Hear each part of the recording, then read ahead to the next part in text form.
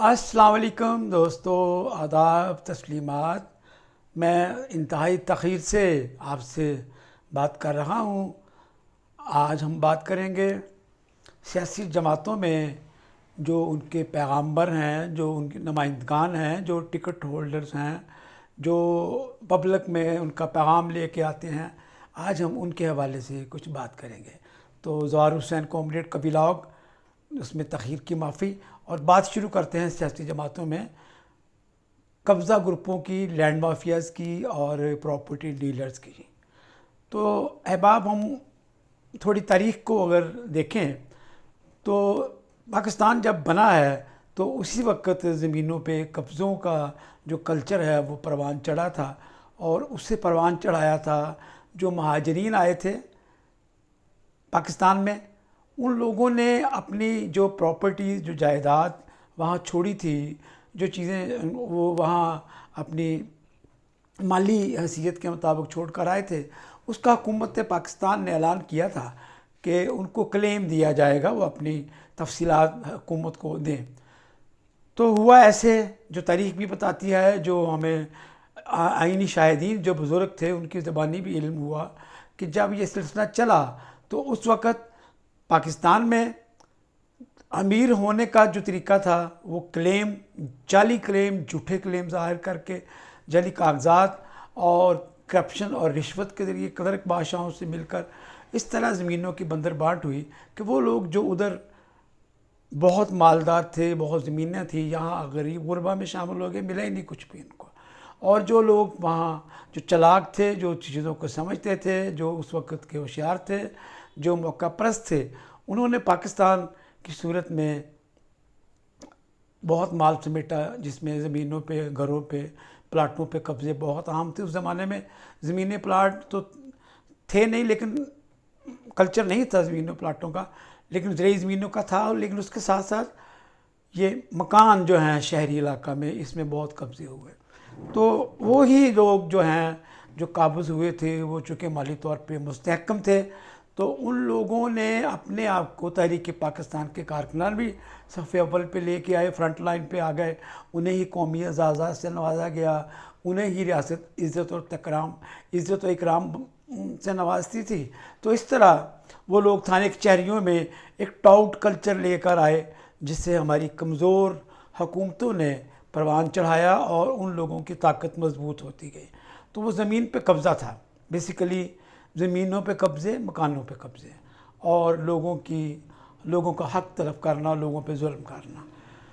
تو اس کے بعد جب پاکستان میں سب سے پہلے انتخابات ہوئے ہیں، وہ 70 میں تھے، جس میں براہ راست عام آدمی نے ووٹ ڈالا، تو وہ پاکستان میں نو ڈاؤٹ کہ ایک طبقاتی بنیادوں پہ بھی انقلاب تھا، چونکہ ذوالفقار علی بھٹو شہید نے اس انتخاب میں وہ لوگ جو یہاں فائز ہو چکے تھے نام و اکرام کے ساتھ، تحریک پاکستان کے کارکنان یا اس طرح کی اور اپنے القابات بڑھا کر جو اپنے آپ کو نمایاں کر کے مقام حاصل کر چکے تھے، ان کی بجائے، اور جو اعلیٰ خاندان تھے، جو 22 خاندان تھے اس وقت قابض ملکی وسائل پہ، ان سب سے ہٹ کر، اور جو سیاست میں بڑے متحرک تھے، ان سب سے ہٹ کر نئے لوگوں کو، لوئر مڈل کلاس کے لوگوں کو، جس میں وکلا تھے، جس میں جرنلسٹ تھے، جس میں دانشور تھے، ادیب تھے، صحافی تھے، ٹیچرز تھے، ان کو پارٹی ٹکٹ دیے، اور وہ عام لوگ جو ہیں، جو موٹر سائیکلوں پہ، سائیکلوں پہ گھومتے تھے، ان لوگوں نے الیکشن جیتا۔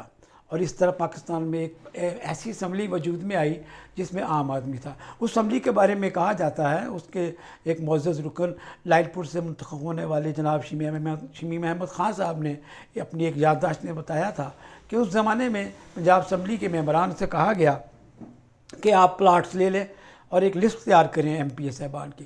تو شمیم خان صاحب بتاتے ہیں کہ اس دور میں اس لسٹ میں نام شامل ہونا کو بھی ندامت اور شرمندگی کا باعث سمجھا جاتا تھا۔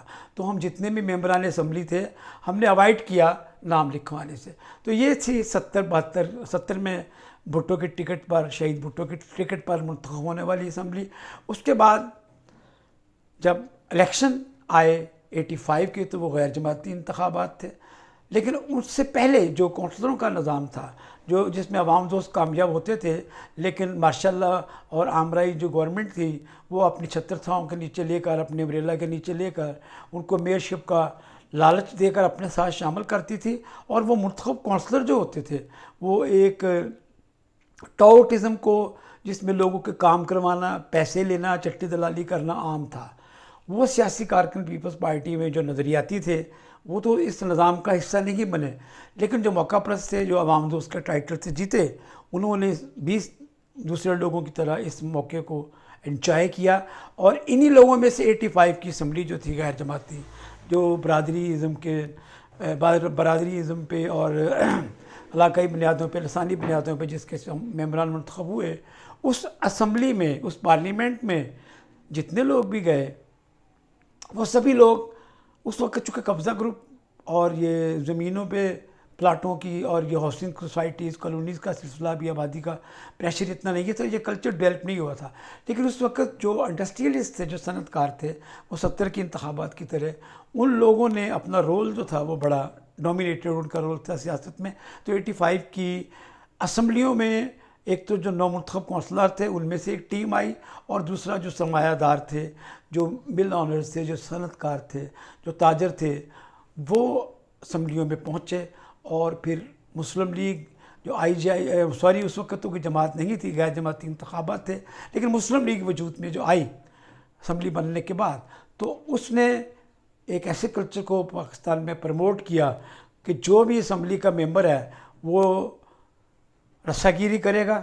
اکثریت کی، اس میں چند لوگ ہوں گے جو عوام کی خدمت کے لیے تھے، لیکن اکثریت جو تھی رسا گیری کے لیے، قبضوں کے لیے، دولت کے حصول کے لیے، مفادات کے حصول کے لیے. اور نیچے ان کا ایک نیٹ ورک ہوا کرتا تھا جو تھانے کچہری میں ان کی چٹی دلالی کرتا تھا. 85 کے بعد 88 میں جب الیکشن ہوئے ہیں، تو 88 کے الیکشن میں پیپلز پارٹی نے 70 کی طرح تو روایت قائم نہیں کی کہ محنت کش طبقے کو، لوئر مڈل کلاس کے لوگوں کو، انٹلیکچوئلز کو، دانشوروں کو، عوام سے محبت کرنے والے، عوام سے جڑے ہوئے لوگوں کو ٹکٹ دے. لیکن پھر بھی پیپلز پارٹی نے 30-40% لوگوں کو ٹکٹ دیے جو اس طبقے سے تعلق رکھتے تھے. لیکن اس وقت جو غالب تھی پیپلز پارٹی میں ٹکٹ لینے والی تعداد، وہ انڈسٹریلسٹوں کی تھی. اور اس وقت برا نہیں سمجھا جاتا تھا. گو انڈسٹریلسٹ جو تھی ان کی کرپشن کا ایک اپنا انداز تھا، وہ بھی کروڑوں کی لوٹ مار کرتے تھے. پھر اس کے بعد جو بھی اسمبلی آئی، وہ جو مسلم لیگ کا رنگ تھا جو قیام پاکستان کے بعد قبضوں کی صورت میں نمایاں ہوا تھا، وہ پروان چڑھتا گیا. آج وہ کلچر اتنا ڈومینیٹڈ ہے کہ تمام پارٹیاں، تینوں کی تینوں مین اسٹریم پارٹیاں، پیپلز پارٹی، مسلم لیگ، نون، تحریک انصاف، ان میں کلیدی عہدوں پہ، ایون کہ ضلعی سٹی تحصیل کی تنظیموں پہ جو لوگ اہم عہدوں پہ فائز ہیں، وہ آپ کو پراپرٹی کے بزنس سے جڑے ہوئے، اور یہ بلڈرز کے پراپرٹی ڈیلرز کے بلڈرز اور ڈیلرز کے بزنس سے جڑے ہوئے دکھائی دیں گے. ضروری نہیں کہ سب کے سب بھی کرپٹ ہوں، لیکن ان میں سے اکثریت جو ہے وہ عوام کو لوٹتی ہے مختلف انداز سے. اور اس میں جو بڑے لوگ ہیں، جو ڈومینیٹڈ ہیں، جو اجارہ دار بن چکے ہیں اس بزنس پہ، وہ قبضے بھی کرتے ہیں. اور ان کا ماڈل ہے ریاض ملک، جو یہ بتاتے ہیں کہ میں کس طرح معزز بنا، کس طرح فائلوں کے پہیوں کو پیسے لگتے ہیں، فائلوں کو پہیے لگتے ہیں، کس طرح پیسے بانٹتے ہیں، جو جرنیلوں کو، جو مصطفیٰ کمال جیسے کراچی کے میئر کو اپنا ملازم، اور بڑے بڑے لوگ جو ہیں ان کے ساتھ ملازم ہوئے. اور انہوں نے ایک کلچر لیا دیا پاکستان میں کہ جناب یہ جو بزنس میں جائے گا پراپرٹی کے، وہ ارب پتی بن جائے گا. اور ایسا ہی ہوا ہے.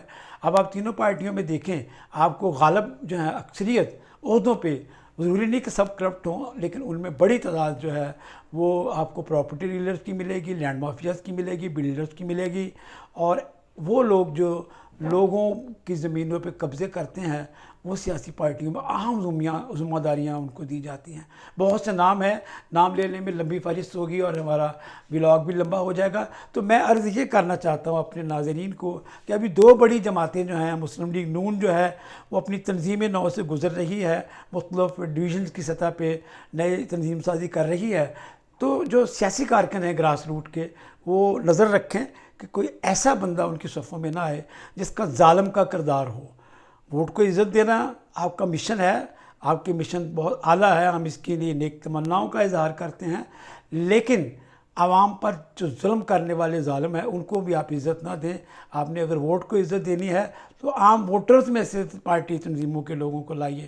اسی طرح پیپلز پارٹی کی تنظیمیں نہ ہونی ہے تو امید ہے کہ وہ بھی، چونکہ پیپلز پارٹی میں بھی وہ کلچر صلاحیت کر چکا ہے اور ہے تھا پہلے بھی 88 کے بعد جب آیا، کہ پیپلز پارٹی بھی کے جو عہدیداران ہیں ان میں جو اپنی جگہ بناتے ہیں وہ تحفے تحائف دینے والے، کھانے پینے والے لوگ جو خرچہ کرتے ہیں. اور اب دکھ کی بات یہ ہے کہ جو نچلی کلاس کے، ورکنگ کلاس کے ورکرز ہوتے ہیں وہ بھی ایسے لوگوں کے حاشیہ بردار اپنی مجبوری کی وجہ سے بن جاتے ہیں. ان کے پاس پیسے نہیں ہوتے کہیں جانے کے لیے، کسی پروگرام میں شرکت کے لیے، وہ ٹریولنگ کے لیے ان کے محتاج ہوتے ہیں. وہ کسی جگہ جاتے ہیں تو ان کے خرچے پہ جاتے ہیں، وہ ان کو سپورٹ کرتے ہیں، ان کی سپورٹ سے وہ اپنی طاقت بڑھاتے ہیں. حالانکہ یہ جو ورکنگ کلاس کے لوگ ہیں ان کو پارٹی عہدوں پہ لانا چاہیے. پہلے ایک سسٹم تھا جس میں پی ایس ایف تھی، این ایس ایف تھی، طلبہ تنظیمیں تھیں جس میں سے ایک کیڈر تیار ہو کے لیڈرشپ آتی تھی. اب وہ بھی ختم ہو چکا ہے. ٹریڈ یونین سے بھٹو نے بھی لیڈر لیے تھے اور بینظیر بھٹو نے بھی ٹریڈ یونین کو ٹکٹ دیے تھے. تو اب ٹریڈ یونین بھی نہیں ہے پاکستان میں، اگر ہے بھی تو ان کو اہمیت نہیں دی جاتی. تو وہ جو جس جگہ سے کیڈر آنا تھا وہی خالی ہے. لیکن عوام کو ضرور سوچنا چاہیے. تنظیم سازی دونوں پارٹیوں کی ہو رہی ہے اور امید ہے کہ جو انتخابات آئیں گے پی ٹی آئی کی بھی تنظیم سازی ہوگی تو آپ اپنے پسندیدہ جماعتوں میں تنظیموں پر ایسے عہدیداروں کو اپوز کریں، خاص طور پہ جو پولیٹیکل ورکرز ہیں ان جماعتوں کے جو ظالم ہیں. چونکہ سیاسی جماعتوں نے ظلم کے خلاف لڑنا ہے اور اگر ظالم ہی آپ کی صفوں میں قابض ہو جائیں آپ پہ تو پھر لڑائی کیسی؟ وہ ظالم تو سب کچھ سمیٹ لیں گے. تو اس لیے میری یہ دردمندانہ تمام جماعتوں کے سیاسی کارکنوں سے اپیل ہے کہ اپنی سیاسی جماعتوں پہ قبضہ گروپوں، لینڈ مافیاز، فراڈیوں اور زمینوں پہ قبضے کرنے والوں پر نظر رکھے، ان کو اپنی صفوں میں نہ گھسنے دیں. اپنا بڑا خیال رکھیے. انشاءاللہ آپ سے اب جلد اور ملاقاتیں اور باتیں ہوتی رہیں گی.